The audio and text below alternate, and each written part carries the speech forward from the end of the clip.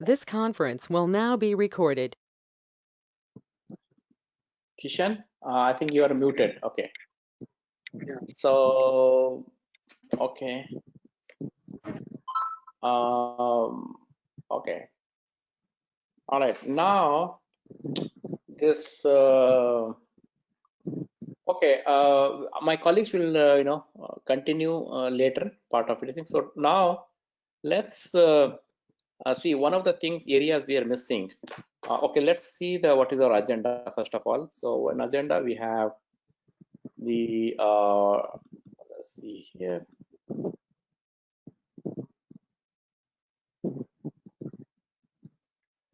So some of the applications we talked about it. I think how to build an IoT systems and IoT hardware, IoT cloud platforms and demonstrations. So sorry, I'm going to share the screen here. Yeah. Okay. So let's see here. Okay.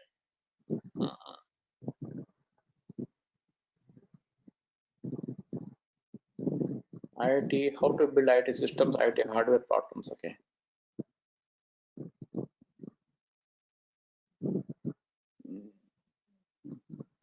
Okay.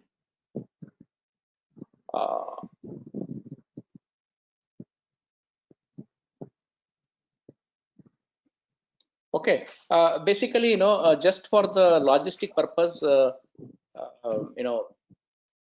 we are rearranging a little bit, but you get all the slides in the consolidated one.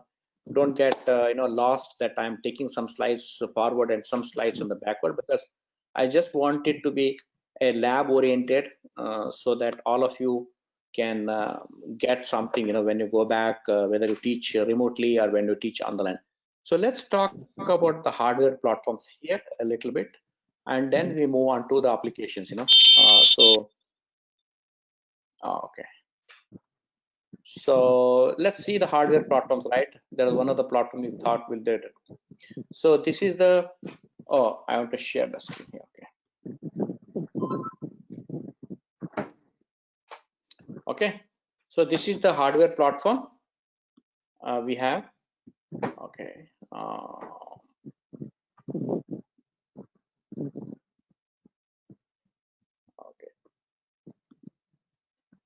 Okay, so this is the hardware platform. The first of all, we have a Raspberry Pi 3, which we have some specification on that.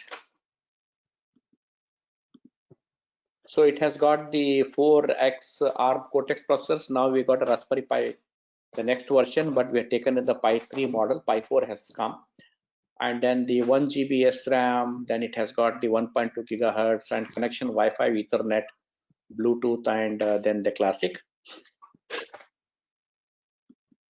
Then you have this Arduino Uno board. Okay, so you have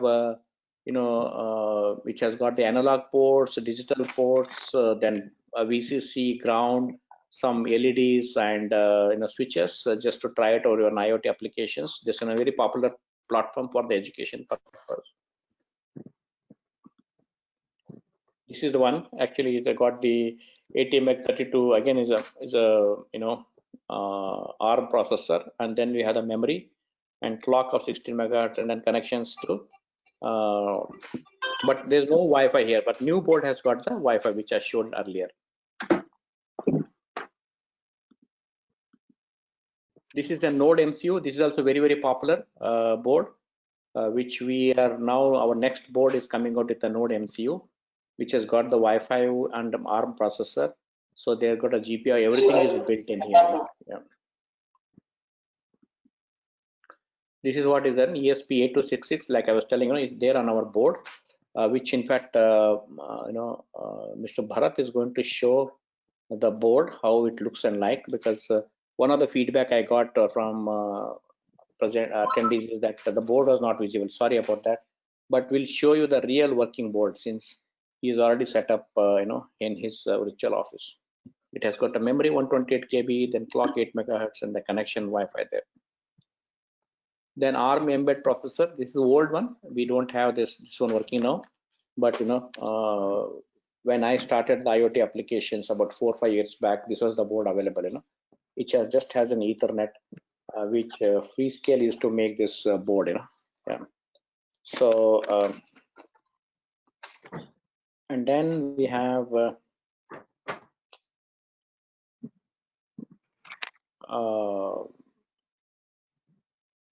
then Intel had an Edison board. This was an IoT platform, very expensive board. Someone asked, you know, whether I can load the multimedia files. This is a very powerful platform. You know, you can take the multimedia files and load onto this Intel, because it's not a microcontroller. You know, it is a kind of a mini processor itself, CPU itself. You know, it has got the RISC processor.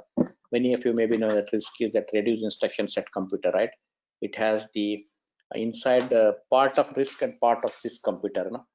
Microcontroller is also RISC, but this has got the CISC component also. It is a complete set instruction computer, right? CISC also is involved in that. So it's a very powerful. This is a dual core Intel Core Atom processor and 1 GB RAM, clock 500 megahertz, and then Bluetooth and Wi-Fi. So this is the Intel Galileo board. Okay. And that has got the Atom processors and the 512 KB SRAM, then clock, then connections of Ethernet. This is the Qualcomm Snapdragon board. This is very good for MPEG, JPEG, and video files if you want to get anything. This one you can use it for a few of these applications. We can integrate your any of the video applications, like one of the attendees were asking, you know. But it's an expensive board, you know. If you can afford to do it for research, you can use that board. And this is what, you know, ARM Cortex A3, then 1 GB, clock 1.2 gigahertz, and Wi-Fi, Bluetooth, LE there. Okay, so at this point of time, what I will do is that I want to show another demo on my Arduino board, and then we switch over to the other kind of board. You know? So any questions so far on the hardware? These are the hardware. Excuse me, sir. Sorry to interrupt you. When you are talking about the hardware description, what is the mean of 10 by 100? That is basically.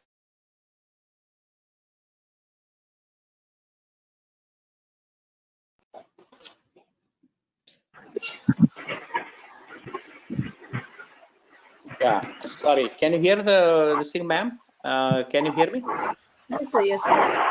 So when I say the 10 by 100, it is a Ethernet speed, you know. It's a TCP/IP whenever you connect it, you know. This is a 10 by 100 is the speed of that network. Make sense? Yes, sir. Thank you. Thank you, sir. Okay. Okay. Any other question for the?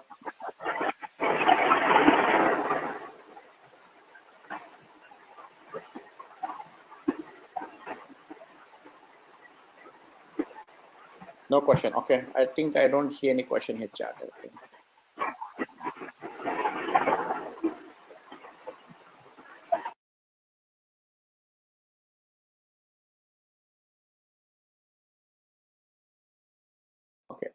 If you have any question, please chat here. Now, probably you are muted if you are able to talk. Okay. Sir, why are you using only the Wi-Fi Bluetooth connection for that communication purpose?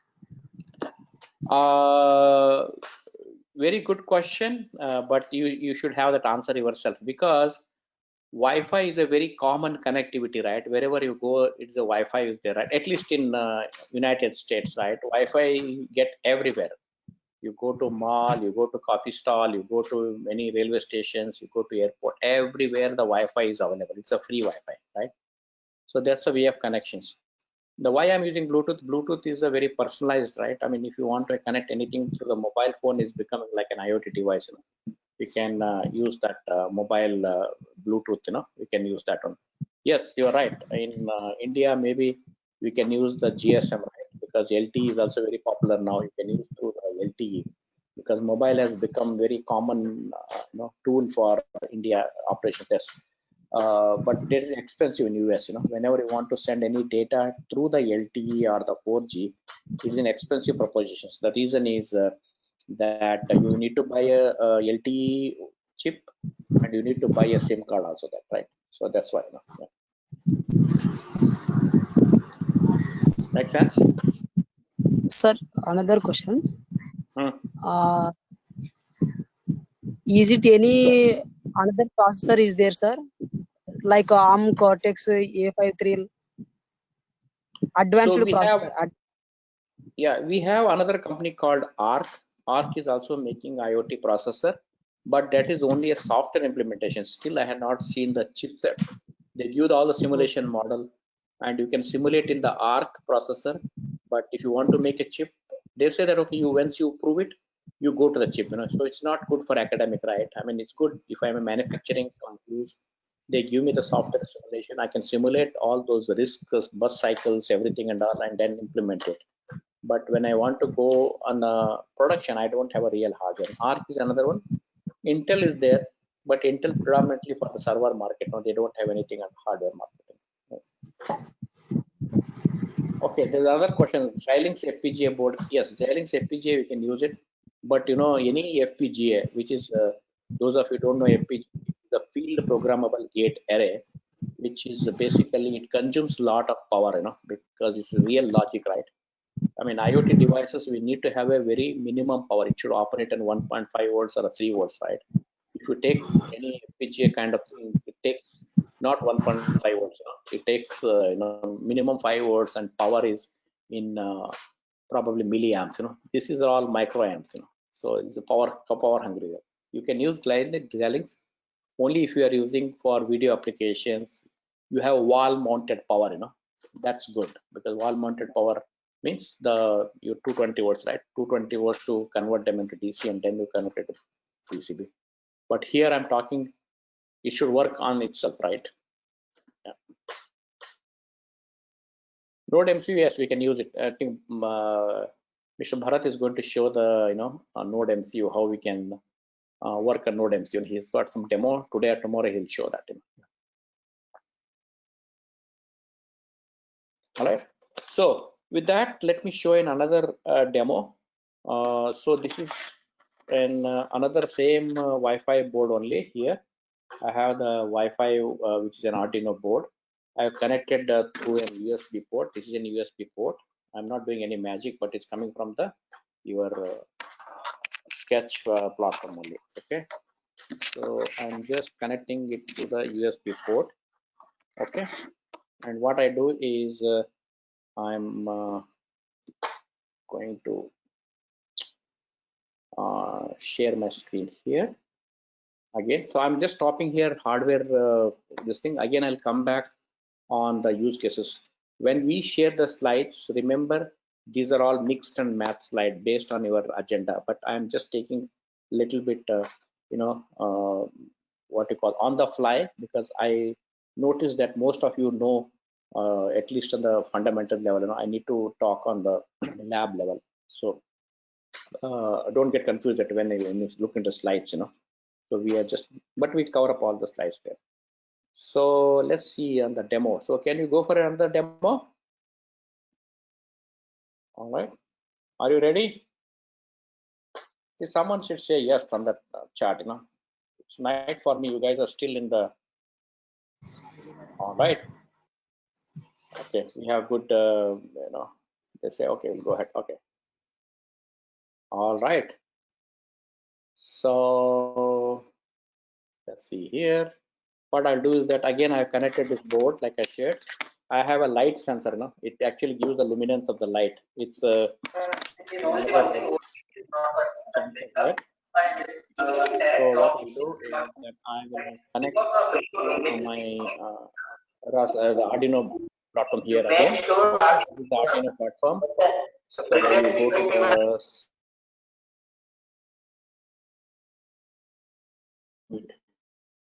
So I go to the.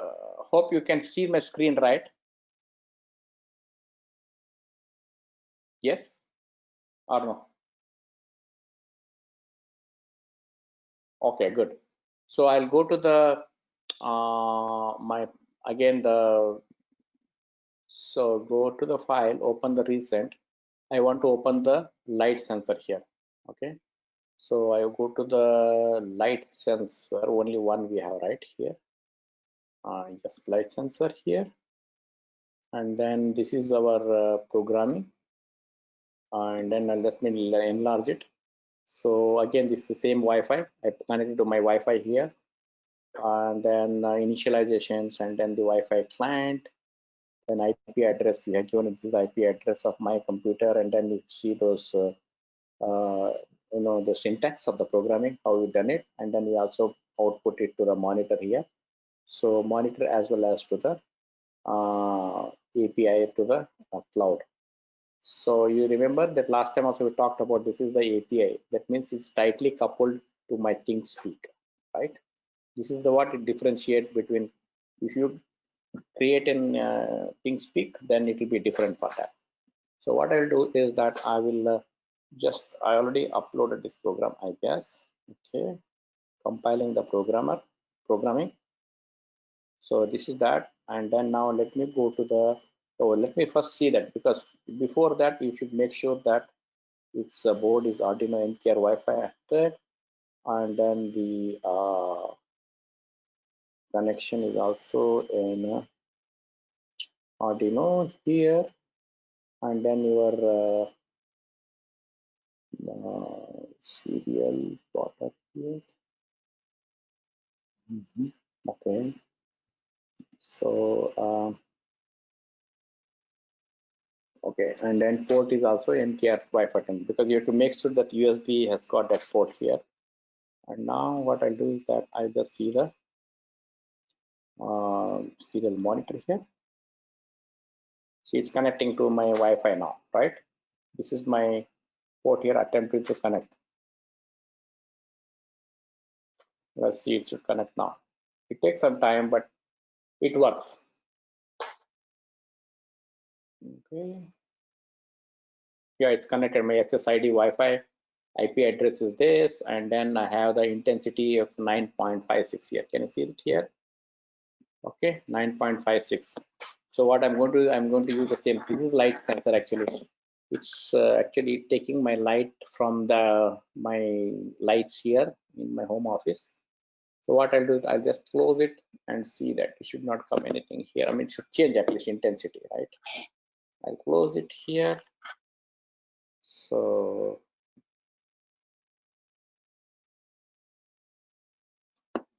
light intensity is going to change now. Let's see. See, it's changed 28 something it came. So let's see how it goes to the cloud. Let's go to the cloud here.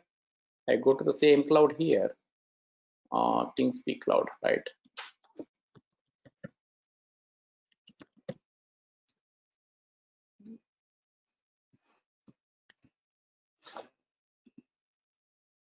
So I already logged in here. I already showed you that how you can go that. So you go to this channel here, my channel, and then again I'll go to here and see the readings here, right? See here.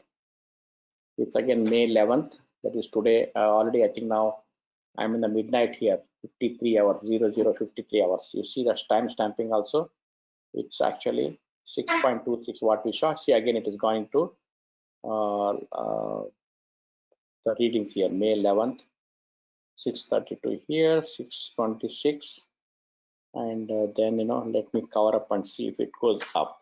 Let me cover up here, because it's very hard to cover up when we have I have to switch off the lights here, the light sensor, right? Let's see if it changes here. So 54. Yeah, you see it changes, right? It went here up, right? 37.8. So that's how, with intensity, without intensity.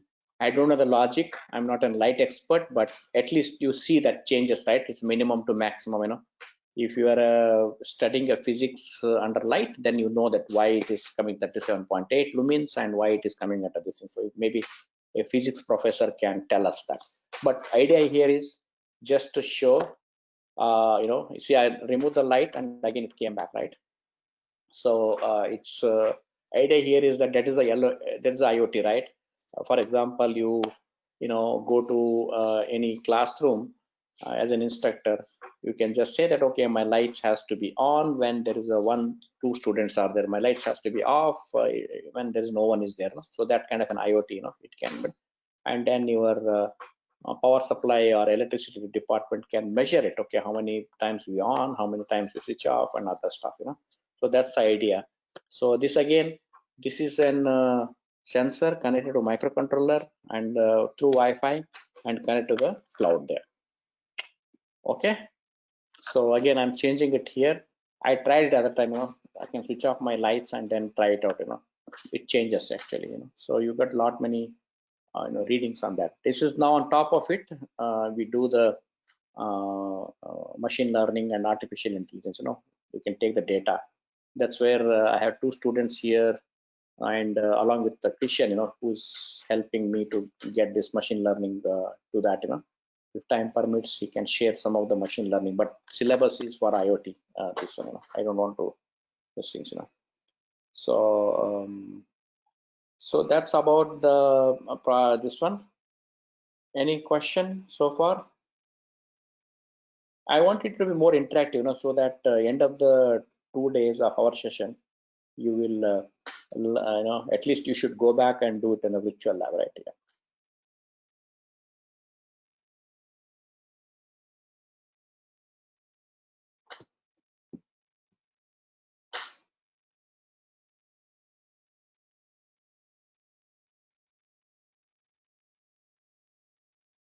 No question so far?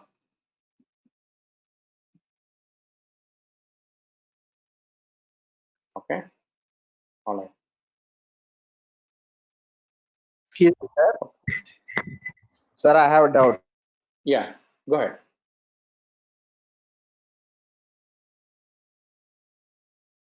Yes, please.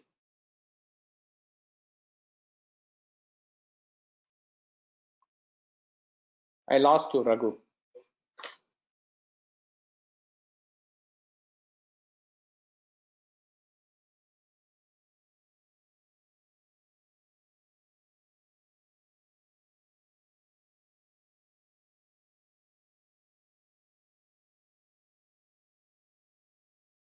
Okay, I think we lost. You can type the question. That would be great. Probably the audio is not clear.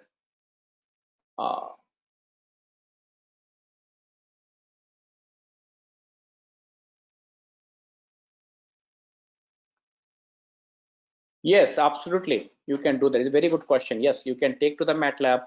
If you have a Simulink, you can take to the Simulink and you can analyze it in a Simulink. That's the whole purpose of all the MATLAB set of tools. I did one project for the digital signal processing. Digital signal processings are in the Simulink tools used. This one we're using that. Yes, about data synchronizations, you can do that one. Yeah. LabVIEW, I'm not sure, because LabVIEW is National Instruments, right? I'm not sure about LabVIEW. I never tried it.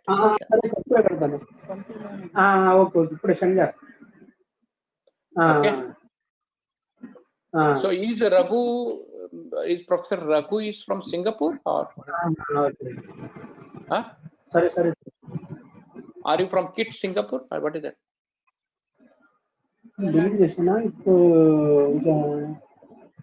No, it's showing it's like KIT Singapore for you. There is KITS. I don't know what is that. Oh, I'm sorry. Okay, Singapore. Okay, I'm sorry.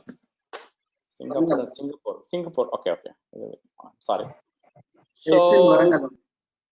Okay.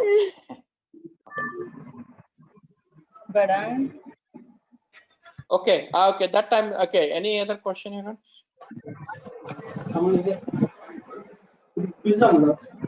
Okay. All right. So now what I'll do is that I will ask my colleague Mr. Bharat to come online and show the board. Can the organizer give him the control, please? He will show the IoT board. What are the components are there, and he will go step by step on the Raspberry Pi board. And one more thing we want to show it today. We were talking. We won't be able to show it today, but tomorrow we'll be prepared how we can remotely log in, because all of us, we are doing the virtual lab, right? Now, how we can remotely log in, students can log into the Raspberry Pi board or an Arduino board. You can connect it to the this one, So I want to show that tomorrow probably remotely we can connect it. So so that student, when you have a student, they can log in there. Okay. So I will pass it over to Mr. Bharat. Can organizer give him the control, please? He'll start with our external board. Okay, you have the control. Okay, I'll stop sharing. Yeah, I got the control. Okay, good. Go ahead. Go ahead. Thank you. Thank you, Shiva sir. Right. Okay. Yeah. Go ahead. Yeah. Thank you. This is Bharat Kumar from Extran Solutions Private Limited, Bangalore. So, is it my audio is clear?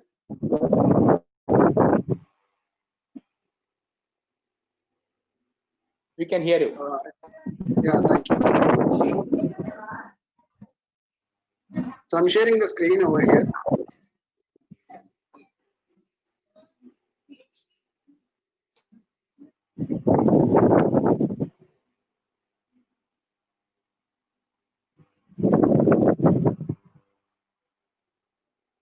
Sure, sure.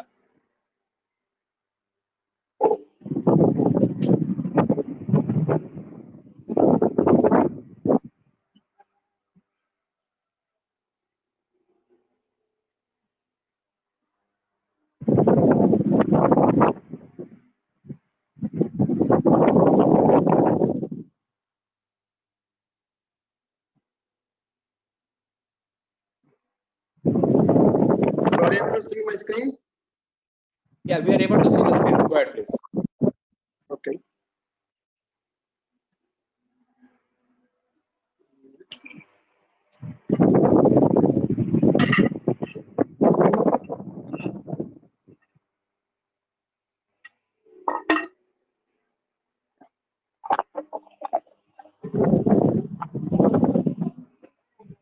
Yeah. So from morning onwards, we are speaking about board. This is a IoT development kit, multifunctional IoT development kit. So this is generally developed for the IoT use cases. Especially, we can implement so many IoT use cases on this particular board. So this board is powered up with here Raspberry Pi and Arduino. Two controllers. We can able to see here Raspberry Pi and as well as Arduino. Sorry. So let me complete and then I will take the questions. Is there any disturbance here? Am I okay?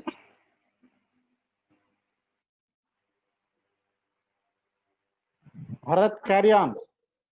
Okay, right.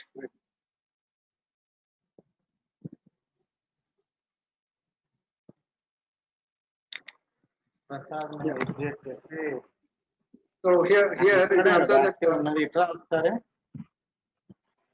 So we can observe that sensors over here. This we are using one temperature and humidity sensor DHT11, and this is the light sensor LDR sensor, and this is the ultrasonic sensor. You can use it for the measurement of distance, object distance, and this is the gas sensor. We can have a MQ2 gas sensor, and we have a soil moisture sensor. So there are 5 sensors available on the board. So we can make use of these sensors, and we can connect these sensors to the either Raspberry Pi or either Arduino. We can work out any one of the controller at a time. Anyone controller we can work out here, and you can see all the outputs available over here. We can have switches and LEDs over here, and 4x4 keypad matrix, and we can see stepper motor controller. You can able to see here it is one stepper motor controller available. So it's the stepper motor driver available. So we can connect the stepper motor over here, and we have a buzzer. We have a buzzer, and we have a relay, and also we have a UART connection. So any local UART devices are going to be there that can be connected over here. Then we have 7 segment. We have LCD and 7-segment displays available.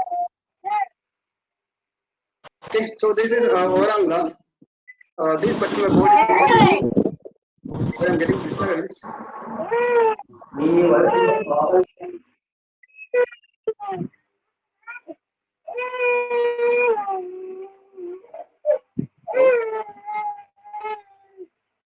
Hello.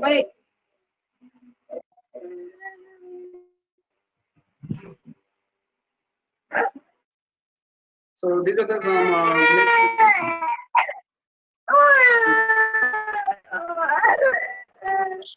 Srinu Dharavati. Can you please mute it? Srinu Dharavati. Yes, sir. Yes, sir. Srinu Dharavati. Okay, so right. So these are the different components that are available over here. So we have onboard MCP is available, which is able to convert that analog sensors to digital output, because most of you people know that Raspberry Pi doesn't have any analog pins supported over here. So to convert these analog sensors like gas sensor and soil moisture sensor, to convert these analog sensors into digital, we use this MCP, which is shown here green shaded. Okay, so this MCP we can use and all these things. So this board is powered in such a way that we can almost able to do 40 different use cases we can able to perform, because it is not only onboard sensors, we have a chance to connect external sensors over here. So we have some connection pins available, extra open connection pins available, so that we can take any number of sensors and we can connect over the board. So like that, this particular board is useful to whatever the prototype boards, prototype projects you want to do. So all the prototypes we can able to perform on this particular board. That's why we named as a multifunctional. We can use for any number of cases over here, because it is available with onboard sensors, and as well as we can connect more number of external sensors over here. Okay. So we have a relay there, buzzer, everything is available, stepper motor driver. So we have a stepper motor, everything is available here. Even we have available with the Bluetooth, we have available with Bluetooth, and all these things available over here. And also these are the green shade, you can see that these are the external pins. So where we can connect all the external analog and digital sensors we can connect. And also we can able to connect the I2C and SPI connections. You can see this I2C and SPI. So here you can see these I2C connectors and SPI connectors are available on the board. We can connect any number of I2C sensors and SPI sensors we can able to connect over here. So these are all different protocols that we are using. Whenever we are connecting sensors to the board, that sensor may be a GPIO. These are all hardware protocols. So sensors can be connected to the boards using many number of protocols like GPIO, like I2C, SPI, UART, and so many other protocols available. So it will support almost all the hardware protocols to connect on to the board. Okay. So here we have so many examples to facilitate the MQTT protocol and HTTP protocol. So today I'm going to show a demo on the MQTT protocol, and as well as HTTP protocol. I will show one or two demos. So if possible today I will show, otherwise we'll continue in the next session. So anyhow, this particular board is going to be facilitate all these things, and it also have all the actuators so that you can get the information from the cloud, and you can do the controlling from the cloud. So you can control your board, you can control your stepper motor, you can control your LEDs, you can control your relay, like all the AC devices you can connect to the relay, and you can connect all these things from the cloud. So all reverse part of that, not only sending the information to the cloud, also from the cloud we can able to control the actuators. So all these things we can do on this particular board. So these are the explanation about the individual sensors. I think you can run through the slides later. You have all these individual explanation about the sensors. This is the temperature and humidity sensor, which is going to be connected to the pin number D4, which is connected to the pin number D4, pin number 7 or pin number D4 of the Raspberry Pi or Arduino. And this is your light LDR sensor, so which is used for the light intensity, whether light is full or empty. So it is a digital light sensor. It's not analog light sensor. It's a digital light sensor. So it can able to recognize whether dark or bright. Okay. So this is your ultrasonic sensor where we can connect. Now we can measure the object distance without any object distance. We can able to measure using this particular ultrasonic sensor. If you want to connect more ultrasonic sensors also, you can make use of these connectors over here. At a time, you can connect 2 or 3 ultrasonic sensors on the board, and you can measure them, measure the different applications over here. So this is so I'm given all the details about the sensors and each and every sensor, and along with some connections over here. So this is your MQ2 gas sensor. Generally, this is used to measure the LPG and smoke. So it will detect the LPG gas, and as well as it will detect the smoke in the environment. So this is used for and this is the analog sensor. And also again last we will have a soil moisture sensor, which is used to measure the moisture content of your soil, so that we can use all these things. And here the questions are why we are taking the extra Bluetooth module here. So this Bluetooth module here, it is available over here. I think you are able to see here. This Bluetooth module is used for Arduino. To communicate with Arduino, we should have to use the Bluetooth module, because Arduino doesn't have any internal Bluetooth available with it. So to communicate any Bluetooth communications with Arduino, we use this Bluetooth module. But in the Raspberry Pi, we already have an internal Bluetooth. Okay, I think your doubt is clear. Okay, so all the onboard sensors. Okay, well, I will take up the questions. Once I will finish this, I will take up the questions. So these are all actuators, buzzer. It is a stepper motor interface, buzzer, stepper motor interface.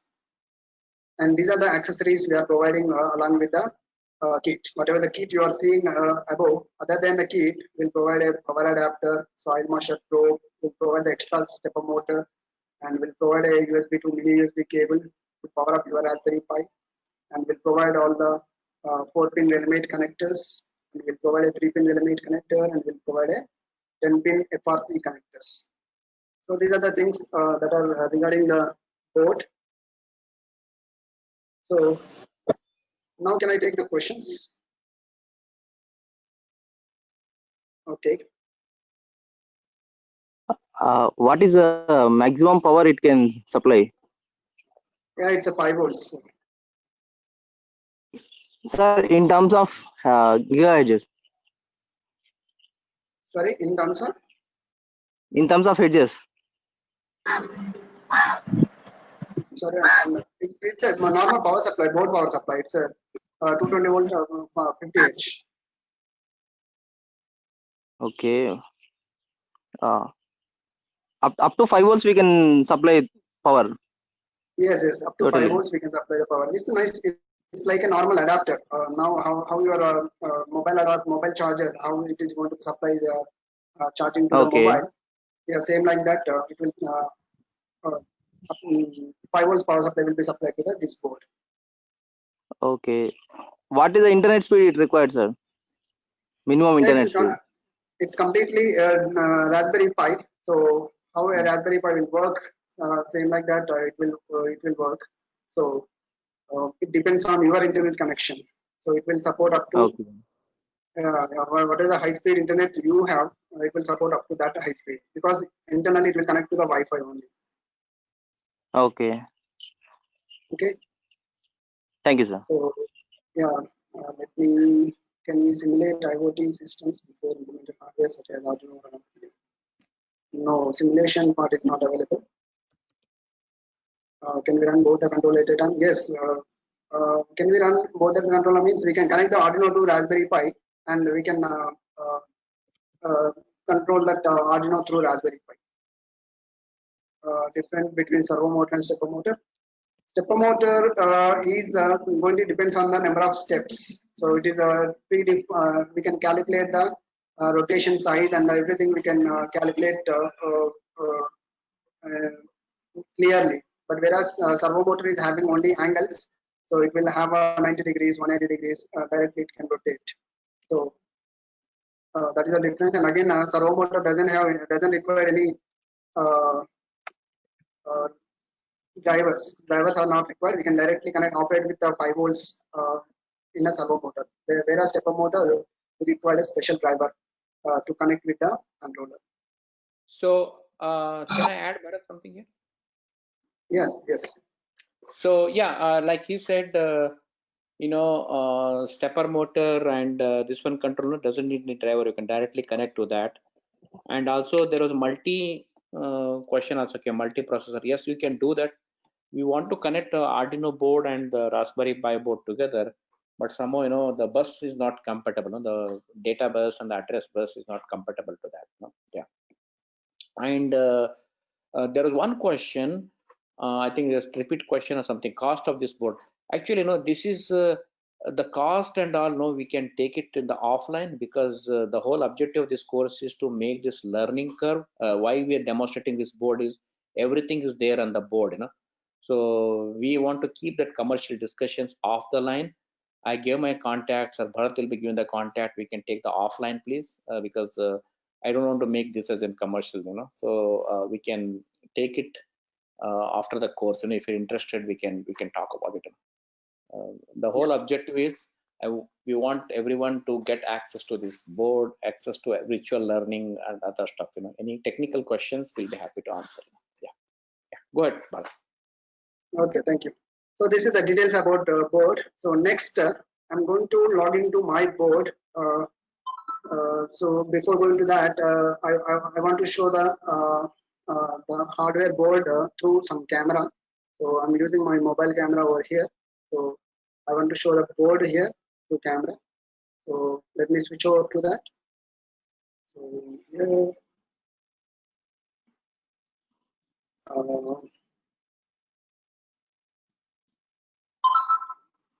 so are able to see the board?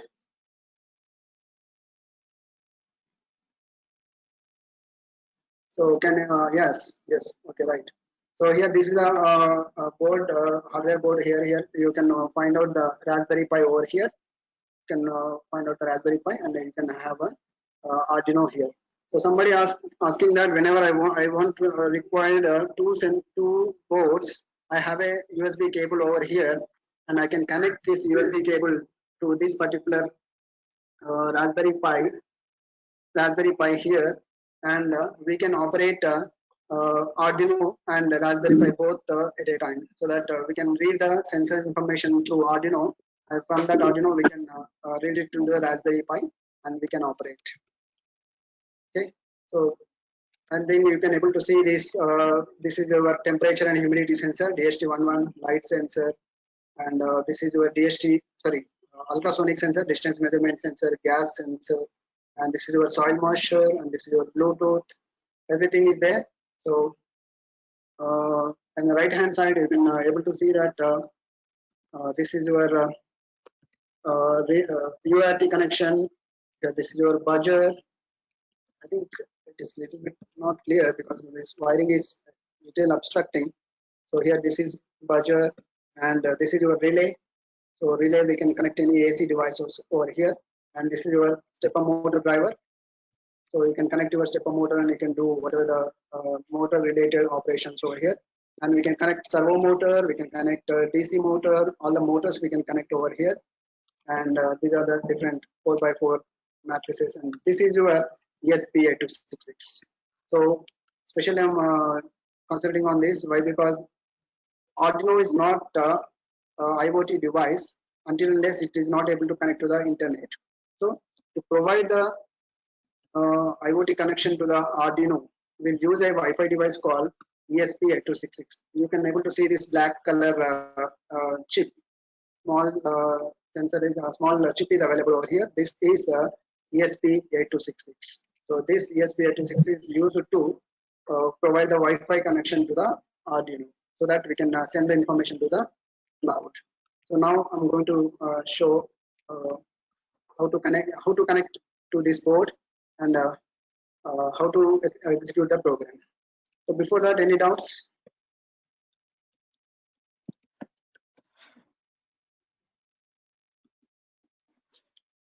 So there is a specific chip for connecting the Arduino for Wi-Fi, or we can use other other than this?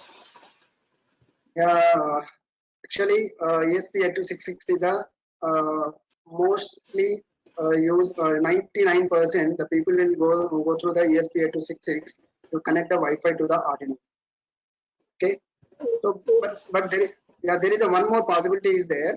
You can use USB cable. You can use this USB cable, and you can connect your Arduino to the laptop, and from the laptop you can install one software, and using that software you can connect to the internet directly.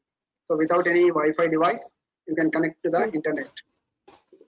So but the problem is that for that always you have to carry the laptop. So Right. yeah, that is a disadvantage with that. Otherwise, without Wi-Fi, this particular Wi-Fi chip, we can connect to the internet using the USB cable also. Okay, sir. Thank you, sir. Okay. So any other?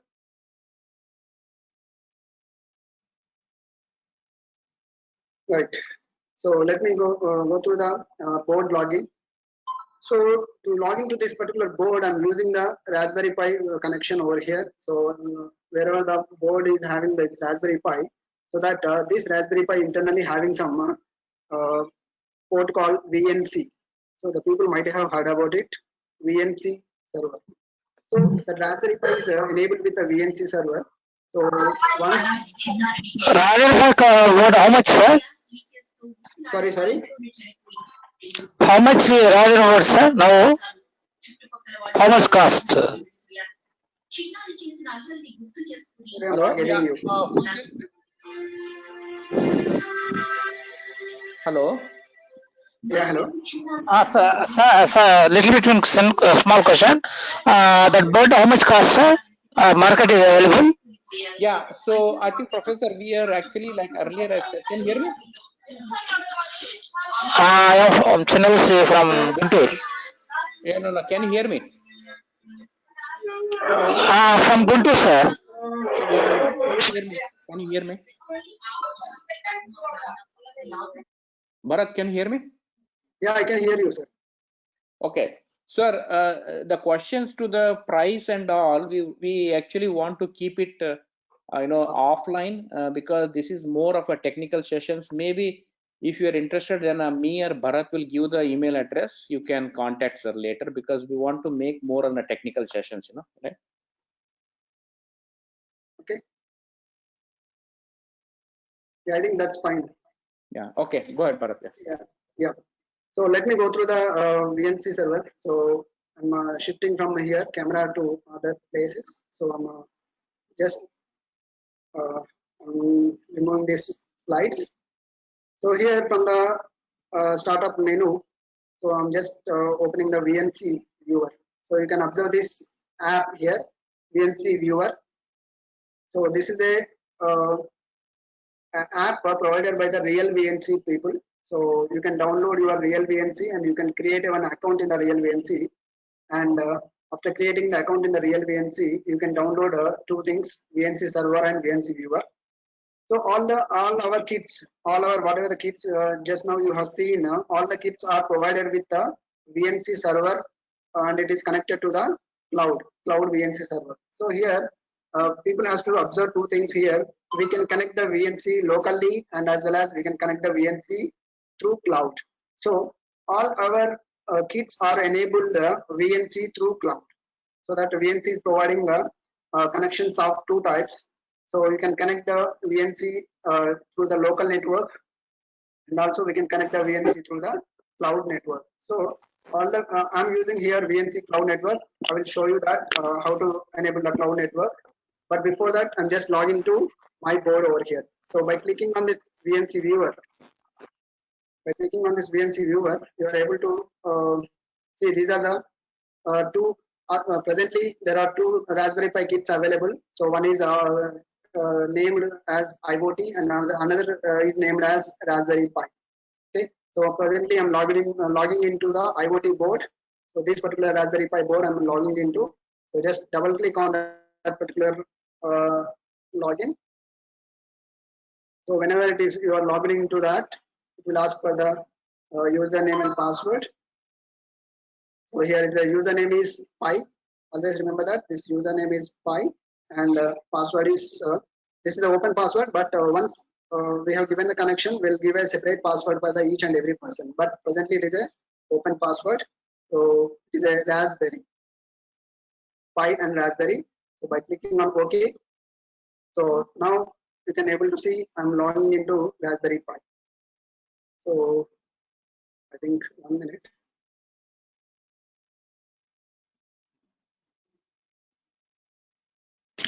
Hello, sir. See, yeah. Sir, VNC Yeah, is hello. open software. No, it's Sir, not open VNC is software. open software. No, it's not open software. It's not open software. We have to buy the licenses. How? Okay. Yeah, we have to buy the licenses actually. But for single account, they can provide five free use cases, like 5 systems you can connect through a single account. So if you want to connect more than that, then you have to buy the license and all these things. Okay, sir. Okay. So this is how we can log into this particular Raspberry Pi. Now this you are able to see all the desktop. This is a completely Raspberry Pi desktop. Now complete Raspberry Pi is under my control, so that I can open anything here. I can run my programs, everything over here. So this is what we'll create some usernames and password for the specific students, and we'll give that particular username and password to those people, so that they can log in from remotely from any place. They can log in into this Raspberry Pi, and here the Raspberry Pi is always connected, always switched on, and it will be connected with sensors, and we should have to have some person to take care of this Raspberry Pi over here.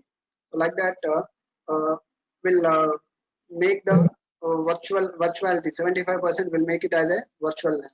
So like that, we can connect complete Raspberry Pi. We can take the control of complete kit into our hands. Okay.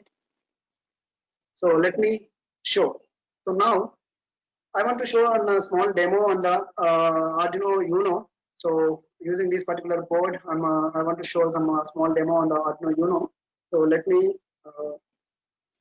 show that particular thing, and after that I will explain what I did in the Arduino Uno. So for that, first of all, you have to see this is Raspberry Pi. This is not your general PC. So for Raspberry Pi, you have to download the Arduino software first. So you have to install the Arduino IDE into the Raspberry Pi. So here I have already installed. So you know the official software of the Raspberry Pi. So that is Arduino.cc.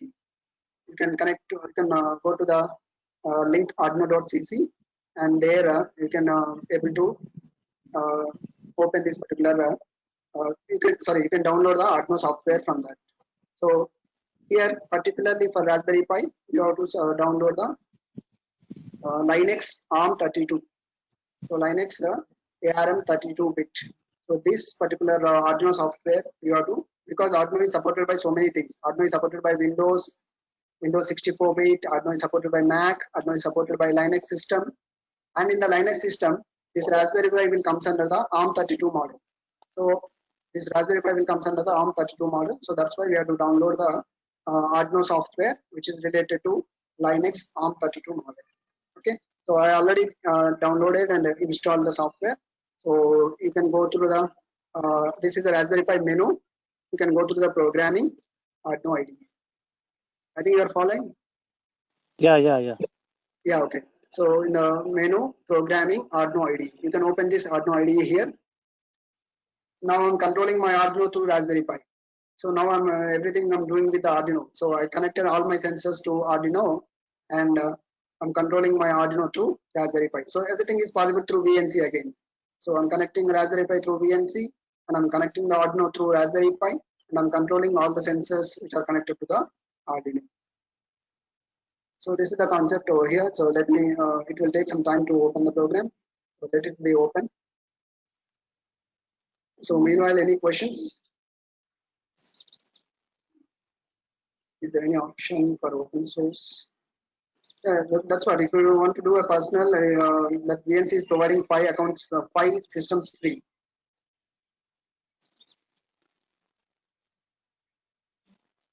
Can you open RPI and Windows? Yeah, you can open RPI and Windows also. So presently I'm using that Windows only. Windows, in Windows only I'm installing the VNC server, and through that VNC viewer I'm opening this Raspberry Pi. So presently I'm installed here. Which software installed in the Raspberry Pi? I'm using here Raspbian Stretch. I'm using Raspbian Stretch. I'm using Raspbian Stretch over here. Okay, right. So let me execute the program first, and later I will take the questions again. So here, in this particular program, I'm using the ThingSpeak Cloud. So morning onwards, you have seen the demo, 2 demos on one temperature and one light sensor demo on the ThingSpeak. So you can now observe over here. So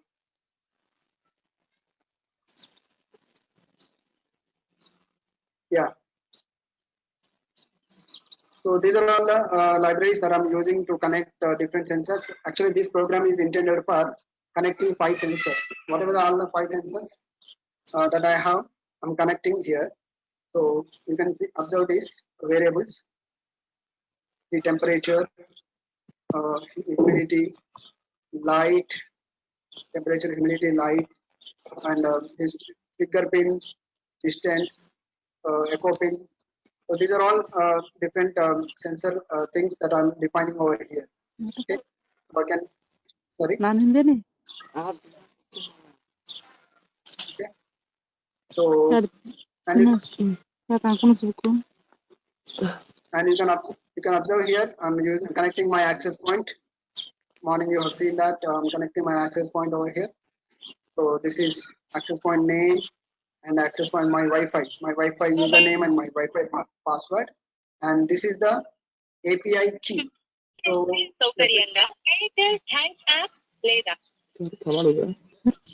sorry, some disturbance. Okay, right. So here I'm using API, ThingSpeak API. So this is the right API key we have to use to send the values to this particular ThingSpeak. And also I'm using some local communication, like everything I'm printing on the serial window.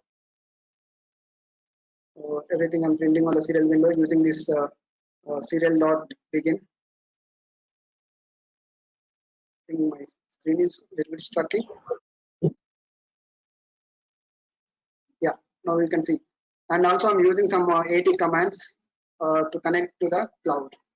You can observe this AT plus CW mode, AT plus CWJP. These are all some AT commands which are going to communicate to the internet through ESP8266. So whenever you want to use the ESP8266 with Arduino, you have to communicate through this particular AT commands over here. So I'm using all the AT commands over here. I'm just little bit explanation. Forget about the code complexity and all. Just I'm giving explanation for demo purpose. Tomorrow we'll have a hands-on on the Raspberry Pi. Will individual sensors will do. Will take. I will go through the line-by-line programming tomorrow. So I will explain each and every sensor details and how to read and how to send the values to the cloud. Everything we'll type and we'll see it tomorrow. But presently we'll see the demo. Okay. So this is the how we'll read the temperature, humidity, and also we are reading the light value. Here we are reading the light value, and here we are reading the distance, object distance. So this one program will covers all the 5 sensors. How to read all the 5 sensors at a time, multiple sensors at a time, and sending the values to the cloud. So here it is reading the analog sensor. It is reading the gas value, and also we are reading the soil moisture value. So everything we are reading over here.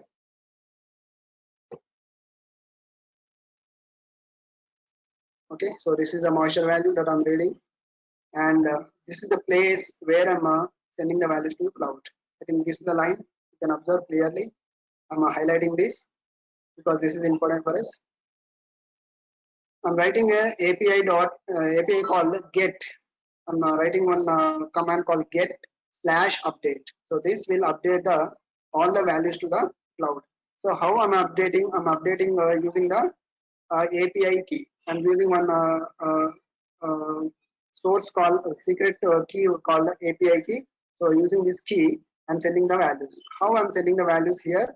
I'm sending the values using field 1, temperature I'm sending into field 1, and humidity I'm sending into field 2, and similarly light value I'm sending into field 3. So like that, I'm using different fields because in the ThingSpeak, each and every sensor value generally calls as fields.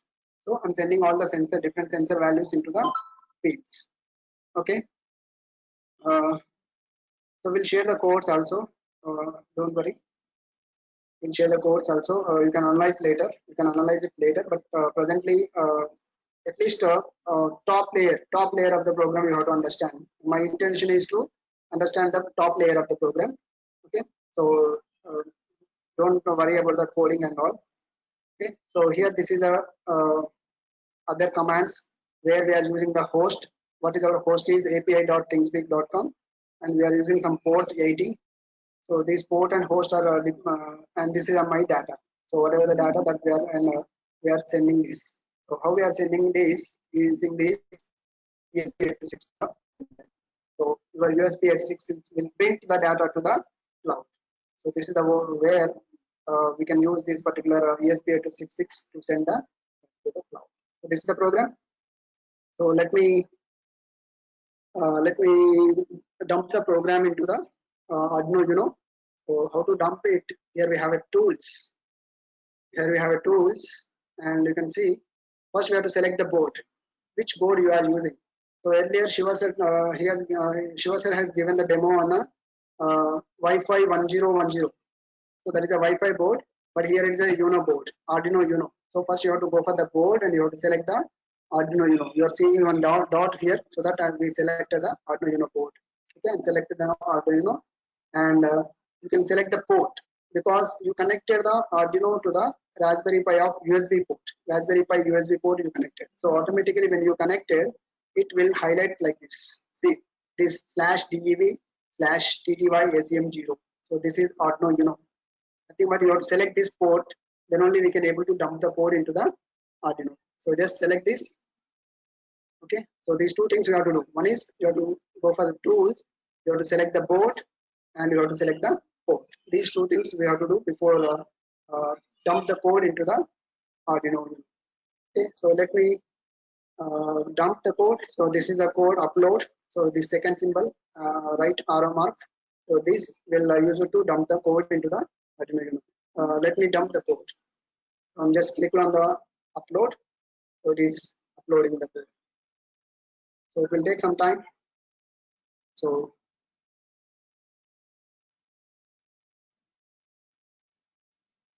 let me take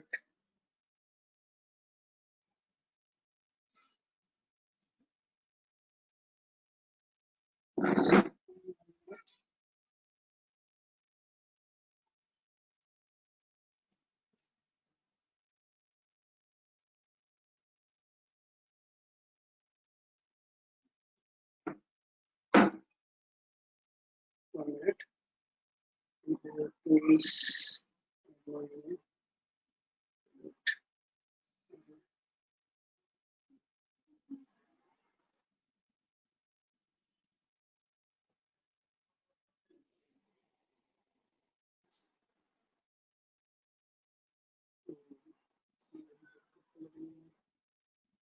Okay, it's already one serial window is running in the background. That's why it is not able to upload this. So I have to close this serial window because earlier I'm using one serial window to upload it. So it is uploading. That's why it is not uploaded right now. So I'm uploading right again.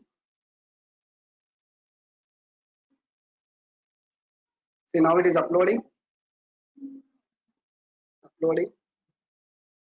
and done uploading. So once you See this done uploading means your code is now successfully uploaded to the Arduino.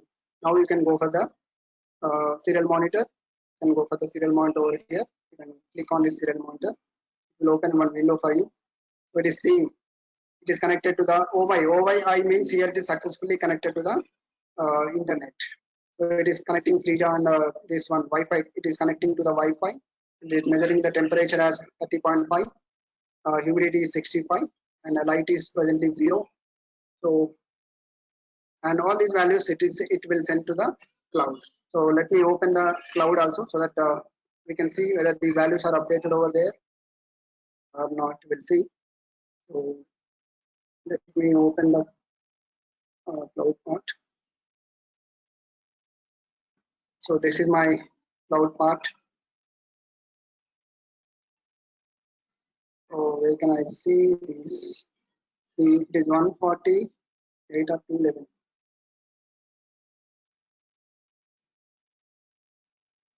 See, this is 211. Presently, the time is 211. So value is 30.6. It is sending the value to the cloud. Not only this value, it can send all the 6 values to the cloud. You can able to see all the 6 different values: field 1, field 2, field 3.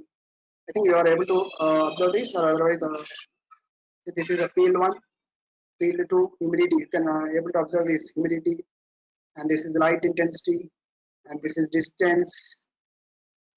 Distance, and this is gas value, and this is soil moisture. So like that, all the 6 values it will sending to the cloud. So this is a demo. So let me go through the details. Before that, let me handle the questions, and after that I will go into the details. So is there any questions?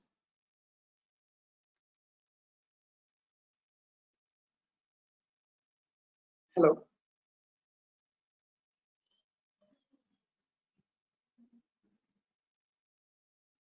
Yeah, we'll share that.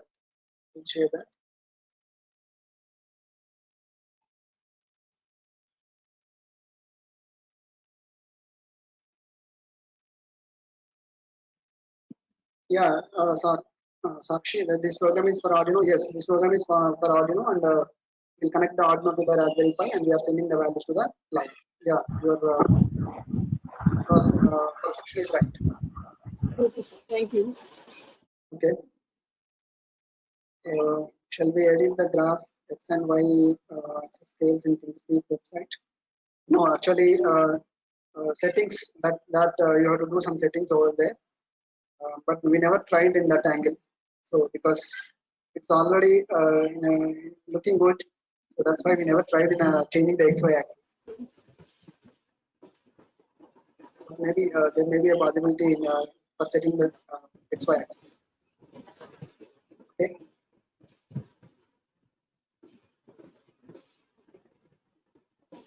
Yes. Is there any other questions?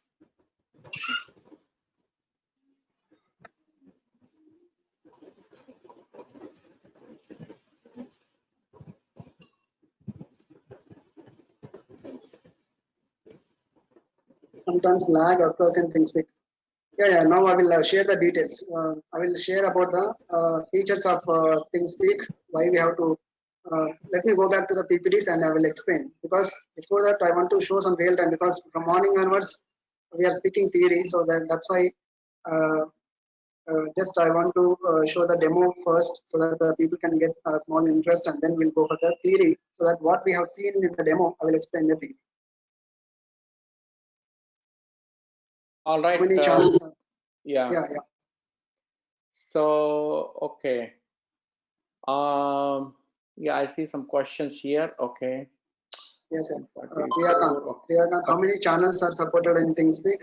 ThinkSpeak will support four different channels. One free account can go create up to 4 different channels. Each channel can create 8 sensors, 8 fields. Each channel can. So totally you can send 32 different informations. Yeah. Yes. Priyakant, yeah. So okay. So okay. Yeah, I think we'll share all the slides with Dr. Raju. He will be sharing that. Okay. So just on the time check, I think Mr. Bharat will go through all the details. Some of the sensor he'll show that ThingSpeak, everything and all. So Yeah. it's almost 1:45 a.m. for me. I want to log out. Any question before I log out? I'll come back again tomorrow and we talk about the NIST project, some of the initiative what we've taken on the COVID-19, how we can IoT can enable. So any questions before I hit the bed, so that I'll take some rest and then morning I have another class. So anything which is burning questions which I can answer?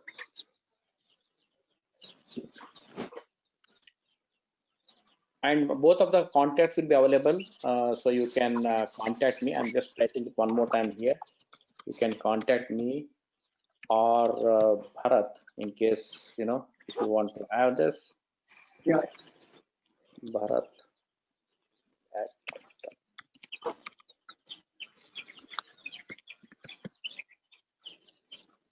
Yeah, one is that research area in IoT security. Yeah, that's one professor is asking me the questions. That one actually we tried, but somehow I was not successful in security area, because it's a very actually I did not get a time to work on that. But if anybody is interested, I can put you in touch with another professor here in Santa Clara. You can contact them because I did not get a chance really or bandwidth to work on security area. Research areas and security area. All right. So, okay. All right. So if there are no question means you are in a good hands. Bharat and Kishan will continue Dr. Raju's guidance. But any question is there, please shoot out to me. I have given the email address. I will see you guys tomorrow in the morning. I will come back and we will start again. Okay, sir. Thank you so much. Thank you so much. What is the delay in uploading ThingSpeak? Okay, Bharat, you can answer that question. Yeah, I will answer. First I will discuss and then all right. all these doubts. Thank you all and have a good sessions, rest of the sessions, and have a good afternoon. Thank you. Thank you, sir. Yeah, let's continue. I think yeah, it's okay. Let's continue.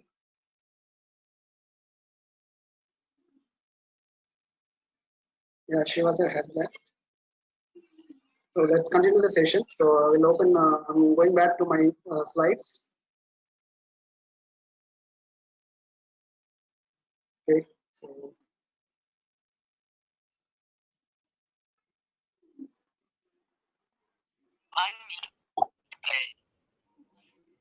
So I will answer all your questions regarding ThingSpeak.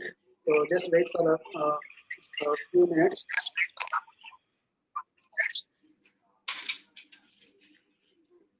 Okay.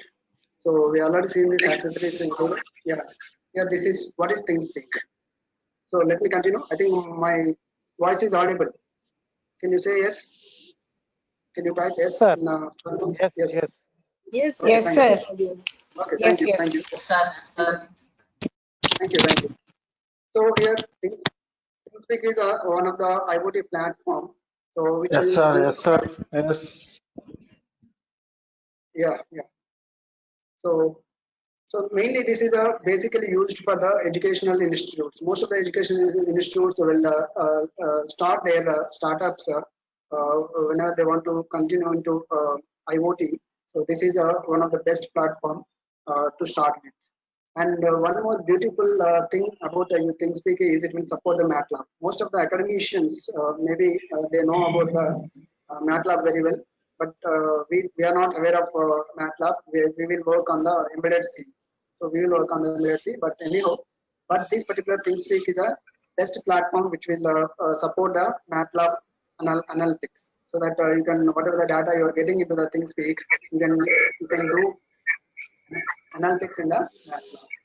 So census data can be sent to the ThingSpeak from Arduino or Raspberry Pi. So in both the things you can send the data to Raspberry Pi.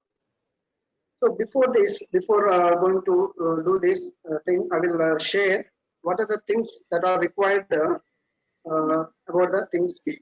So let me open one notepad.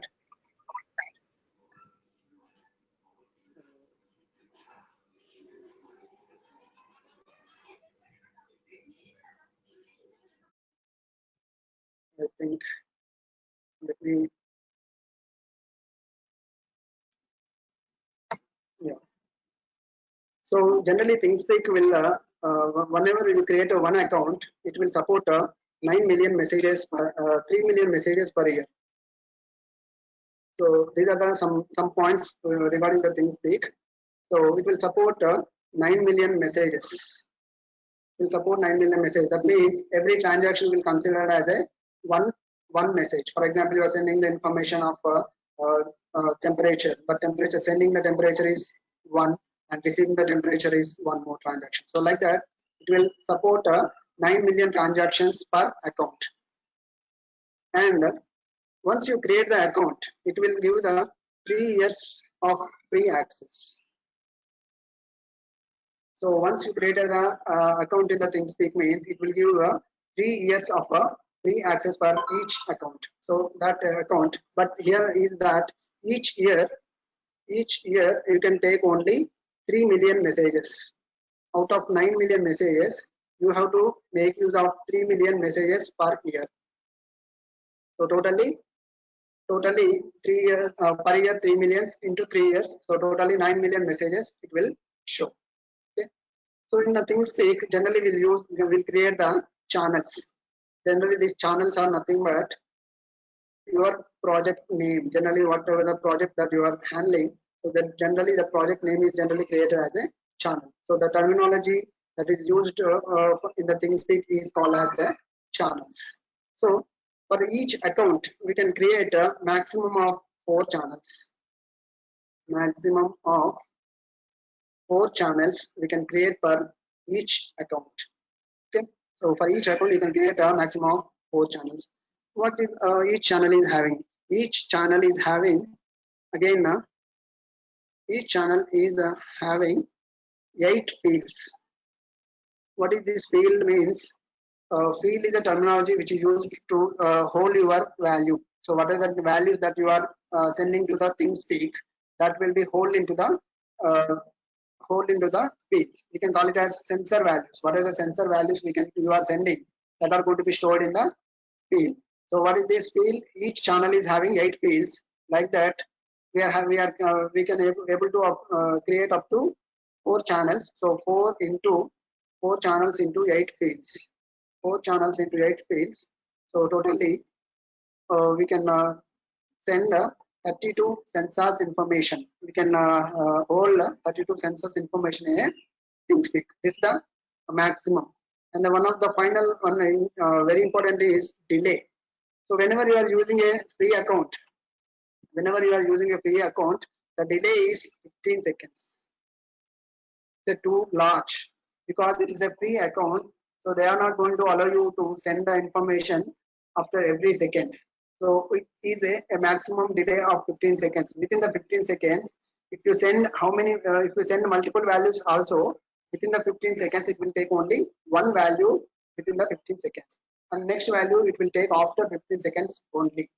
So that is the one of the disadvantage of this particular ThingSpeak. Okay.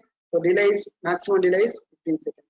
And also, if you want to go for the professional account, like if you want to buy instead of free account, if you want to buy the professional account, you can go for any number of channels. And also the delay is reduced to 2 seconds. For professional account, the delay is reduced to 2 seconds. So that is for professional account. You have to pay for that. So that is the thing how we are going to. These are the details about the ThingSpeak. So now, can we have any question on this, and so that I will show how to create a channel on that. So I will go to there, and I will show how to create a channel. So can you again explain what is the mean of field? Yeah, I will create the channel. There I will tell you what is the field. Okay, so here the channels are nothing but project names. What is the fields are nothing but sensor. What are the sensor values that you are going to have? So generally those are called fields. Okay, is it clear? Yes, sir. Okay. So is there any other? Is it fixed for all countries? Yes, it is fixed for all countries.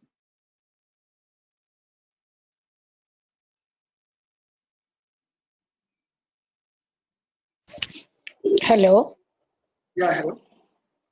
sir. Maximum of 4 channels is per year or what, sir? No, it is per account. Per account. If you are create one account Okay. means for that account you can create only 4 channels. So that channels you Okay, can sir. use it for you can use it for 3 years. Okay, sir. Okay.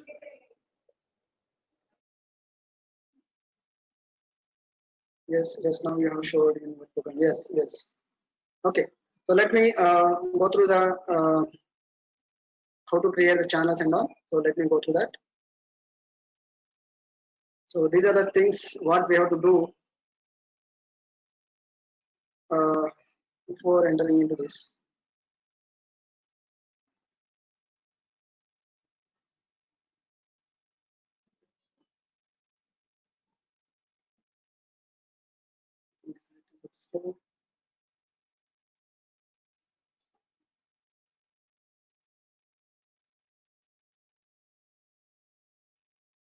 Yeah, I think now you are able to see the PPT. So first you have to create an account in the ThinkSpeak. So for that you have to use thingspeak.com, log into the account, and then you have to create a channel, and then you have to create the fields.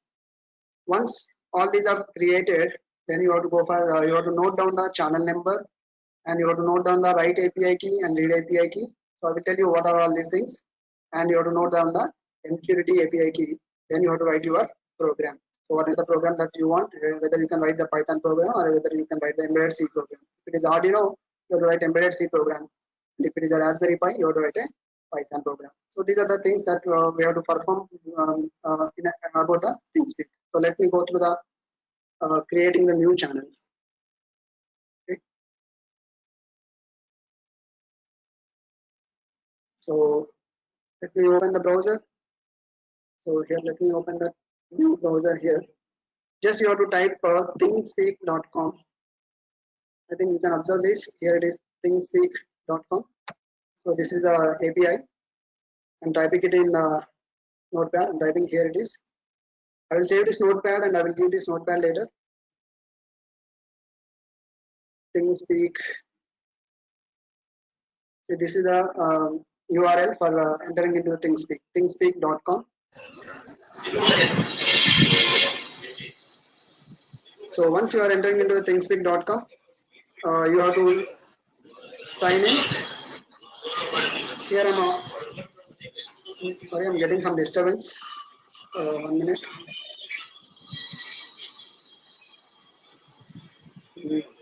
Aditya Ratna Chaudhary. Paritala Aditya Ratna Chaudhary. So can you please mute it out? Okay, right. Thank you. Thank you. So here, this is the screen that you are getting here, and this is already I'm logged in. So you are seeing something called BK Bharat Kumar. So I already have created some account and I already logged in. So then we have to, once your account is created and logged in, you have to go for the channels. Just click on these channels. So earlier I have created one channel over here. I want to create one more channel here. I want to go for the second channel here.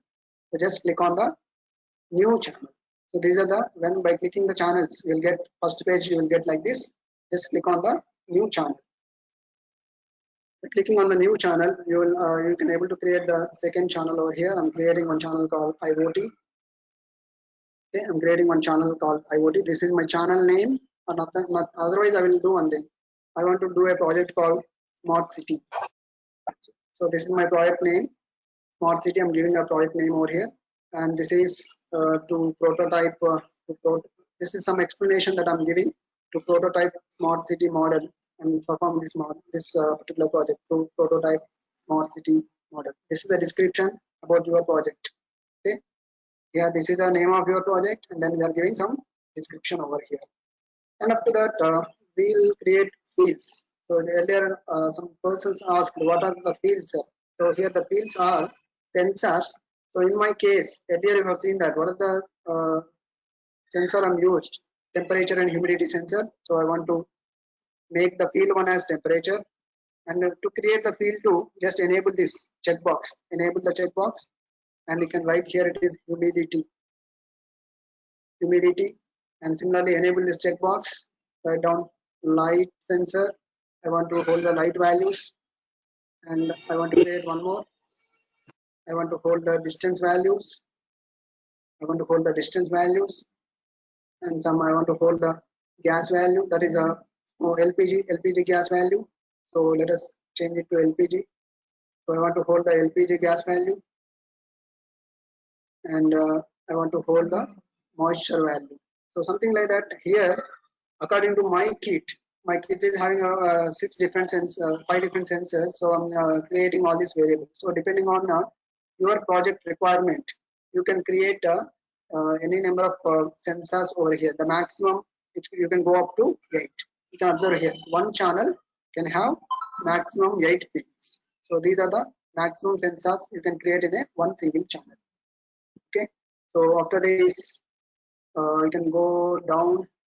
See here we have so many things. If you want to add tags, why add the tags? Whenever you want to make your channel as public. For example, this COVID-19 is going on. So someone is measuring the COVID-19, and he wants to display that information to everyone.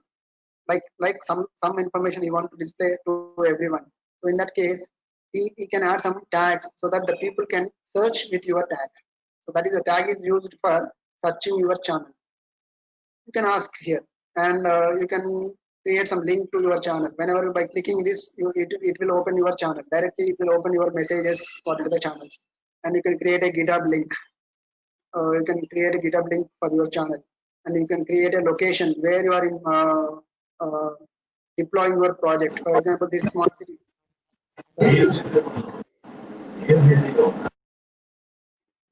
Yeah, your smart city. Sorry.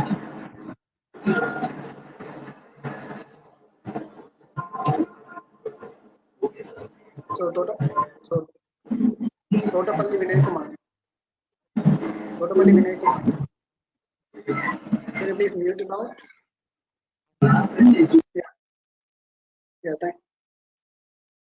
Thank you.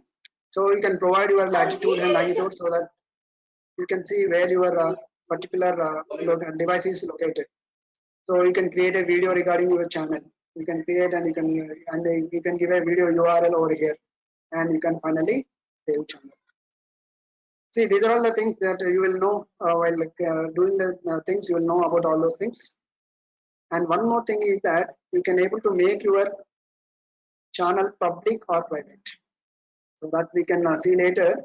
But presently I'm creating a private channel. Private channel means only I am able to see the values. So whenever you make the channel as public, everyone can able to see your values. So that you are sending the values, and everyone can able to see, observe your values. So that is going to be happen whenever you made your channel as public. So presently I'm saving the channel.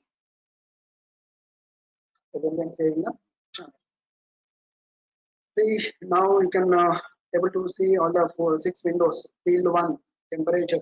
Field 2, humidity. Field 3, light, distance. So something like that created all the 6 different variables. And what are the things noted down? So once you created the channel and then you have created the fields, what are the things you have to note down here is, you have to note down your channel ID. So this is very important for us. Channel ID you have to note down, and also you have to note down the API keys. See here we have so many tabs: private view, public view. See, this channel is not public because till now we didn't made it is public. If you want, you can share your channel as public. You can have an option called sharing. So whenever you click on the sharing, you can make your channel as public channel. And you can go for channel settings. So earlier some people had asked, so you can remove or you can include or remove your channels. Okay, these are the settings that are available over here. So I don't know regarding X and Y coordinates. I think here they are not given any chance. Okay, so we can only remove the. You can only enable or disable your fields. If you want, you disable this, it will your field will not be visible to the. Your data will not be visible on the charts. You can do sharing and you can do API keys. Let's go for these API keys. See here, three things we have to note down. One is channel ID that already I given to you. Just I'm controlling, I'm copying here and I'm pasting into the notepad. So this is my channel ID, and this is my write API key. So anybody can guess what is this write API key?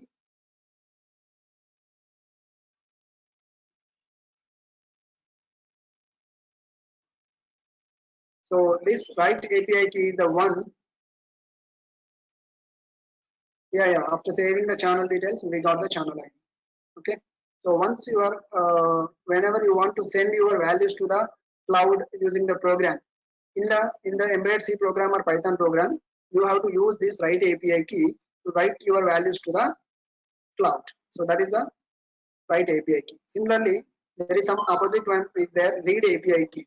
So read API key is a key which is used to whenever you want to take the data from cloud to the controller, cloud to the reverse, like cloud to the Raspberry Pi, cloud to the Arduino to control some buzzer, to control some motor, to control any actuators. So whenever you want to control anything, you have to read the values from the cloud. For reading the values from the cloud, you will use this particular read API key. Sorry. Okay. So you can use this read API key over here. Okay. So I'm just saving this write API key. Right click, copy. Because these are the things required for doing writing while you are writing the program. These are the things you have to note down. Okay, read API key and write API key.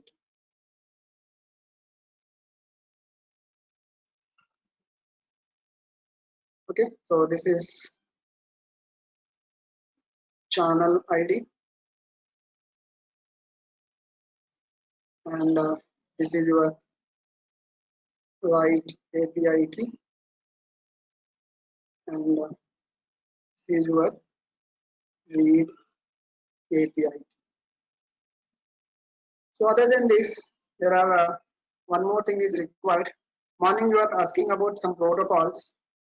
So whenever we are sending the information to the cloud, we will use three protocols majorly. I'm speaking about the major protocols. So one is these are all we can call it as application protocol, others cloud protocols. So what are the protocols that application protocol, cloud protocols are? One is HTTP. Most of the people know about this HTTP. And the second major protocol that is first major protocol is MQTT, not HTTP, because for IoT, the people will prefer always MQTT. Then what is this MQTT? Message queue telemetry transport. Telemetry transport. So this is the MQTT protocol we'll use majorly. And second protocol majorly we'll use is HTTP. I think you know hypertext transfer protocol. You know about this. And one more is COAP. Morning one person might ask about this COAP. So presently this COAP is used with some standard organizations, some standard organizations like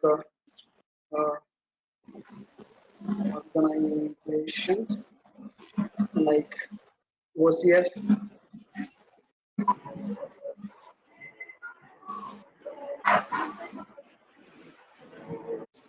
okay, some standard organizations are there, OCF and all. So it's not a I'm sorry, I'm getting some disturbances. Okay, it's not a standard organization. It is going to be used in these are all application layer protocols. So this COAP is used only specifically for specific standards.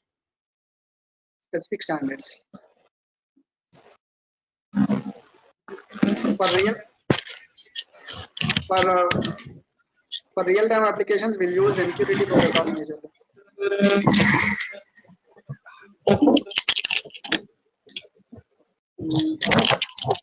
Sorry, I'm getting some disturbance.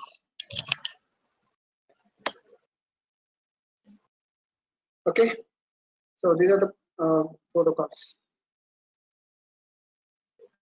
Yeah, right. So let me go back to this. So here I have one more option called data import and export.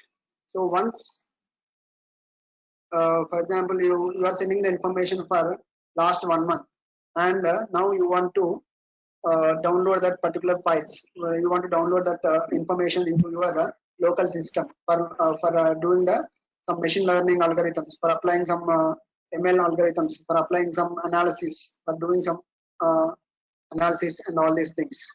So what is COAP here? COAP is a constrained. The name itself is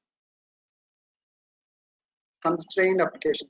Constrained means unbounded. It is not freely available for everyone. It is available only for the particular people. Constrained applications protocol. Okay, constrained applications. It is used for constrained applications. Okay, so right. Let me go back this. So here, this is very useful for people who are doing the analysis part. So whenever you want to upload any, for example, you have lots of data and you want to send to the cloud at a time. Instead of sending one value, you want to send a Excel file into the this particular cloud. Then in that case, you can use upload a CSV file to import the data into the channel. You can import the data into the channel. You can use this. And you want to take the data, you want to download the data, then you can use the export. Export means it will export the data to the local system, whereas import means it will take the data into the cloud. So these are the major things that are available in the ThingSpeak. And also after channels, you can see some apps over here. See, you are observe this MATLAB analysis. You can have a MATLAB analysis. So once you click on this MATLAB analysis, it will asking you to create the analysis. So you can create a new analysis and you can calculate the display and average of humidity, calculate the average of that particular temperatures from the last 1 month, calculate the average of distances measured. So stuff like that, we can have different things it is going to be. Okay. And one more question: is it compulsory to use the CSV format only? Yeah, yes, sir, because it will support a CSV format only. So even now, if you're having the Excel file, you can convert that Excel file into CSV file, and then you can use that particular file to the upload to the ThingSpeak. Definitely, it should be a CSV format. And what is the use of MQTT? MQTT, sir, out of these 3 protocols, HTTPs will have a large header size, like 6 bytes of header size is there in the HTTP. It's a large header size because, see, what is the main intention of IoT is to sending the small sensors information. For example, light sensor is there. What information it can able to send? It can able to send either 0 or 1, either light present or light absent. Very small information. Whenever we are for small informations, we can add a 6 bytes of header. That is the information about the particular messages. So that HTTP is taking a large header size. So that's why people will not prefer the HTTP into the this particular IoT. So that they will go for the MQTT. Why? Because MQTT will use as a light header size. That the header size of the MQTT is only 2 bytes. Light header size in MQTT. Okay, lighter header size in a MQTT. So that's why the people use the MQTT. And also MQTT will support publish and subscribe methodology. Anyone know about this? Publish and subscribe methodology. What do you mean by this publish and subscribe methodology? What is the difference between that HTTP and this? Here is in a HTTP. So once we can send the information and the other people has to receive the information by requesting every time. Just try to understand the difference here.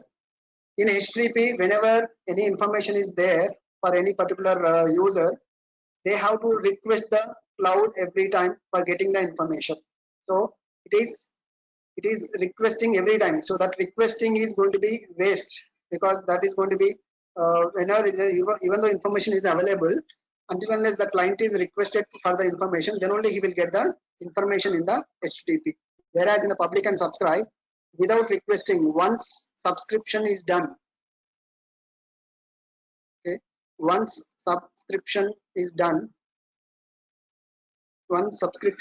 done, so he will get information every time.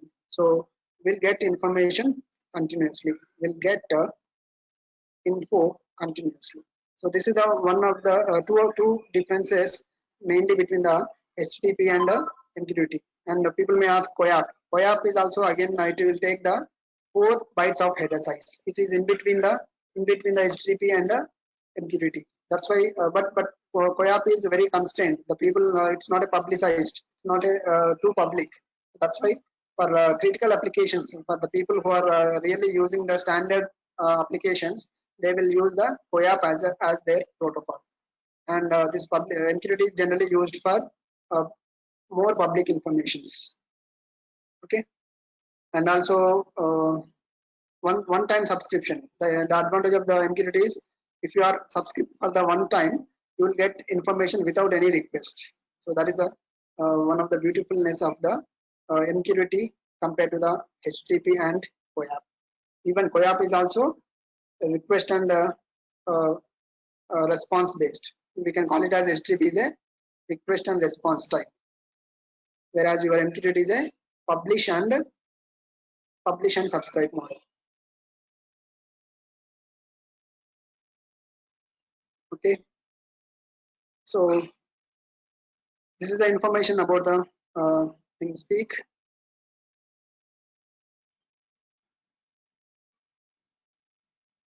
So I think there's the last 10 minutes, so we can have some question Q&A, so that I can explain those Q&A answers. So this is the agenda for today. So I can do one thing here. Tomorrow we'll have a complete hands-on session with Raspberry Pi. So with whatever the IoT development kit I shown earlier. So I will show individual sensors, how we can take the temperature sensor, and I will write the program there itself.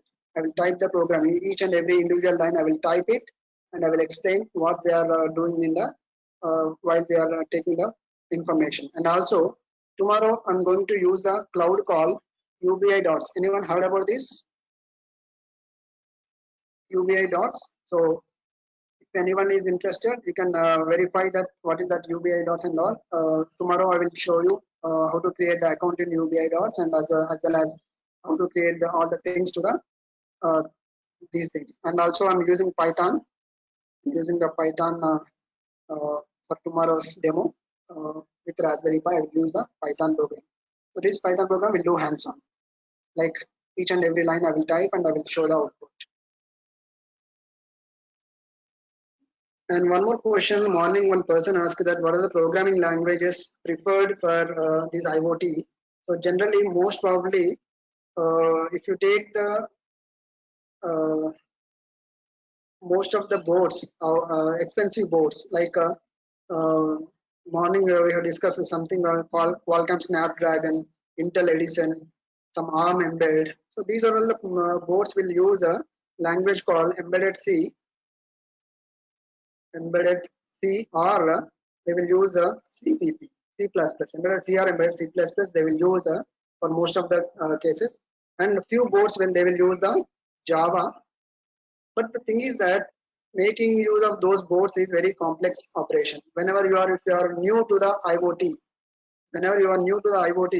definitely we are preferring that either Arduino, Node MCU, or Raspberry Pi are the preferred boards. Other than this, if you are familiar with these boards and if you want to work with some other things, see, whatever the things that you are going to work, for example, this Qualcomm Snapdragon and all these things, once you got the job in Qualcomm Snapdragon, then only you will use that Snapdragon board. Until unless no one will use that particular board outside, because it is completely specific to the particular company. It's not open source. Whereas these are all open sources. Anyone can develop their application on these particular boards. There is no restrictions on this. Anyone can develop their. So these are generally used for the prototype models. Prototype models. Again, you may get some doubts. See, Raspberry Pi used for small applications only. Whenever it is a critical applications like video analysis, and for example, automatic car. For example, your car automations and all these things, driverless cars and all these things. In those particular places, we can't use Raspberry Pi because that is not completely acceptable by the real-time people. So it is generally used for the prototype. But we can develop some small real-time applications which are non-critical. Once again, I'm repeating. Raspberry Pi is using in most of the non-critical applications. It is having so many applications available which are in real time. They are using also.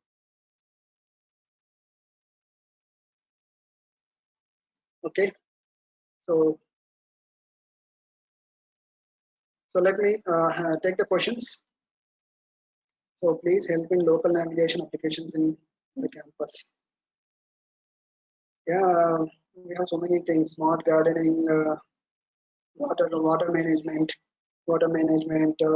parking systems, smart parking systems, and you can use Wi-Fi, smart garbage collection, smart garbage collections, and so many things are there.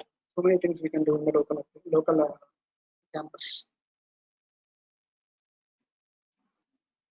For critical application, which type of board we should we use? Actually, I will prefer. No, actually, I'm not suggesting anything, but just I have seen that there is something called NVIDIA. Few people may have heard about that. It's the advanced graphical processor, NVIDIA. So there are some controllers which support the NVIDIA GPU. NVIDIA, this is a GPU, graphical processing unit. So whenever you have to support the GPU, again it depends on your application. Actually, it depends on your application. How to evaluate sensor efficiency? Actually, there are so many industries which will give the sensor efficiency, but whatever the sensors that we are using, or we can call it those prototype sensors. Maybe prototype sensors. So whatever you have seen up to now here, DHT11, that gas sensor, distance sensor, these are all prototype sensors. There are two sensors available: prototype sensors or industrial sensors. Industrial sensors. So whenever you want to go for any real-time applications, you have to use your industrial sensors, which are a little bit costlier. So that's why whenever first you have to do a prototype with normal sensors, and then you can go for the industrial sensors, and you can implement the real logic. What is the difference between GPU and CPU? It's normal. CPU is our system. See, whenever, for example, you are handling some image processing, almost you are going to load almost thousands of images, or otherwise thousands of videos. You want to analyze the videos. So thousands of videos you are going to handle at a time. So in that particular scenario, your CPU capability is not sufficient. So in that case, we'll add some GPU so that it will handle your image processing data sets and video processing data set. Like its processing speed will increase. Like whenever you want to do some cancer analysis, for example, but for cancer analysis, what you have to do, you have to collect the cancer images, like scanning images. You have to collect thousands of scanning images, and you have to create a data set, and for that data set you have to do some analysis. So to do analysis on the thousands of images at a time, your CPU capability is not sufficient. In that case, we'll go for the GPU will use the GPU for speed analysis. Generally, these GPUs are used for ML algorithms, ML and AI. So AI and ML, whenever you want to work with AI and ML, will use these GPUs. Is that answer? And where to procure industrial grade sensors? Even that I don't have any idea about that, because I heard that so many industrial sensors are available in the Hyderabad and also in the Bangalore, in the major cities, in all the Chennai and all these things, all the major cities. That industrial sensor companies are available. We can, right, but generally industrial sensors, they will not sold individually. Sorry, they will not sell individually. So 1 unit or 2 unit, if you want to take, means not possible. You have to buy in bulk. You have to buy in bulk. So in that case, you will get the industrial sensors. How can I add my own encryption and decryption in IoT communications? So you can use algorithms like SHA-256. You can use the algorithms like SHA-256 and all these different algorithms are there. We can write algorithms in the program, and you can encrypt the data while you are before you are sending the data to the cloud. You have to use the security algorithms only. There is no other way. Otherwise, nowadays the hardwares like all the controllers are providing a security chip. Security chip on the.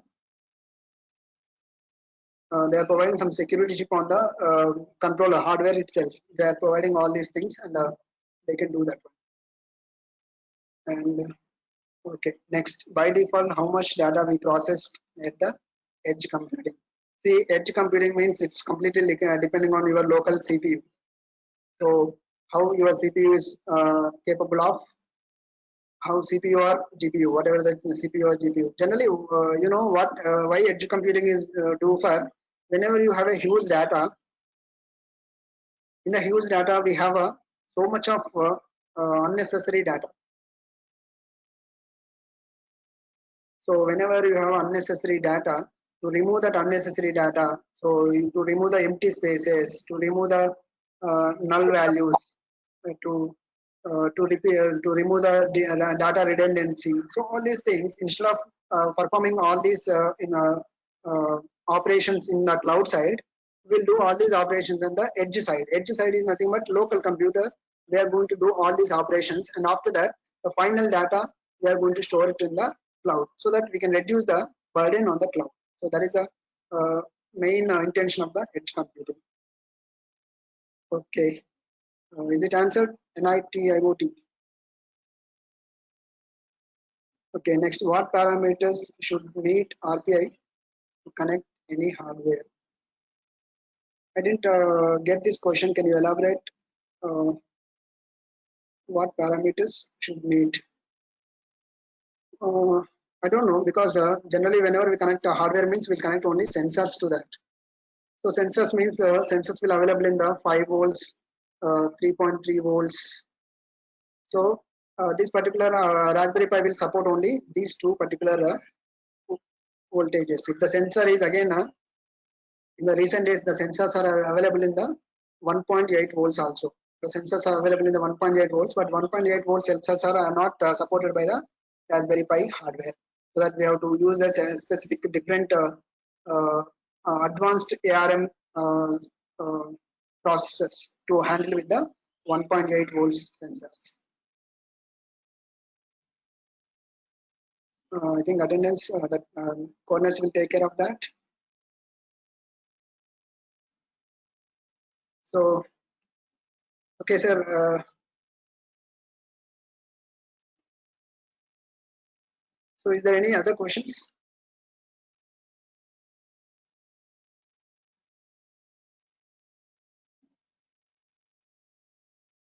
Okay. So, attendance is going to be done automatically. Don't worry about that. No, sir. Thank you for your valuable information. Thank you.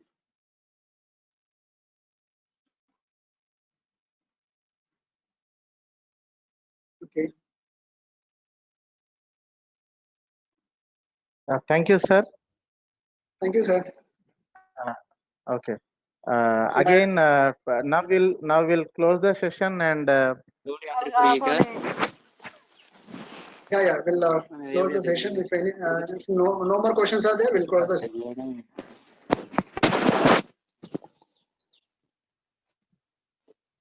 Prasad, you want to talk anything? I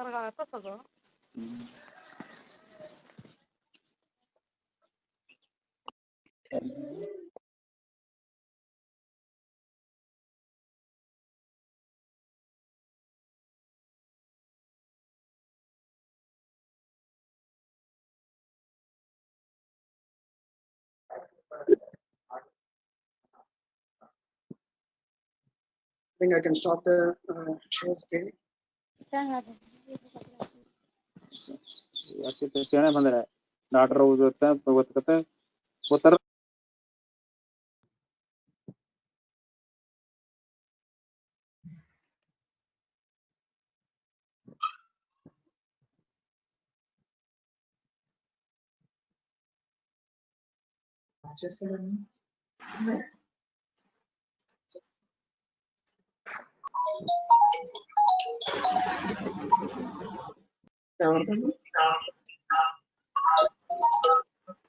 Kishore. Yeah, PPTs. Dr. Raju sir will send the PPTs for you. We'll share the PPTs.